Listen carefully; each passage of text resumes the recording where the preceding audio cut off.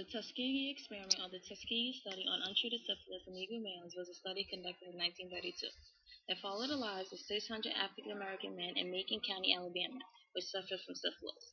The other 201 were a controlled group that had no symptoms. The experiment followed in 1909 of the Oslo study of untreated syphilis, which looked at the lives of white men who suffered from the disease. In the experiment, the participants were not told they had syphilis. Instead, they were told they had bad blood, and they were not told the actual factors of the study. They were offered incentives to continue with the experiment, like free checkups, free meals, and burial insurance. John Healer, director of venereal disease section of Public Health Service, once said, "These niggas are very ignorant and influenced by things that would be of a minor significance in a more intelligent group." There seems to be some confusion. Let me explain what we're checking for. There is a germ that infects the genital area, resulting in a temporary and painless, but highly contagious penile ulceration. Now, this ulceration will disappear as the disease becomes non-contagious or latent.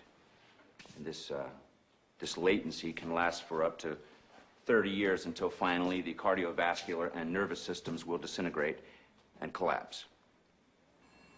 Are there any questions?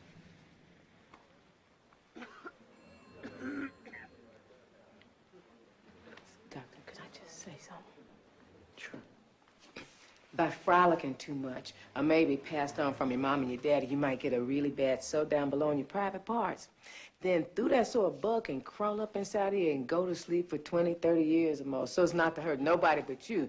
But when it wake up, you can't walk, you can't breathe, you can't think. That is bad blood. That's what we're checking to see if y'all got, so we can get rid of it. The study was initially supposed to last only a year at the most, and at the end of the year, treatment was supposed to be given. However, it ultimately lasted 40 years and no treatment was given, even in 1942, when penicillin was accepted in the medical field as a cure for the disease. Doctors conducted regular checkup on the patients, checking the progression of the disease, even going as far as conducting spinal taps to check neurological deterioration. We have additional But data. it says here, Oslo was done between 1891 and 1910. That means there was no treatment then.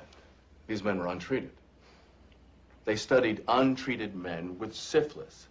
Yes, that's right.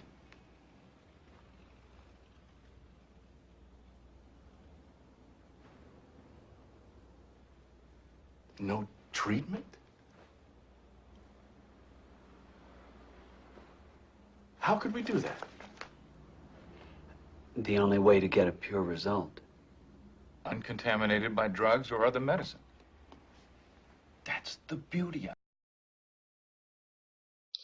In 1972, the Associated Press released a story about the Tuskegee experiment, causing uproar within the black community, and drawing comparisons to Nazi experimentation.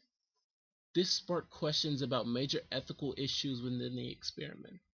Congress held hearings concerning parts of the investigation, and in 1974, the National Research Act was passed. This act required informed consent when conducting human testing.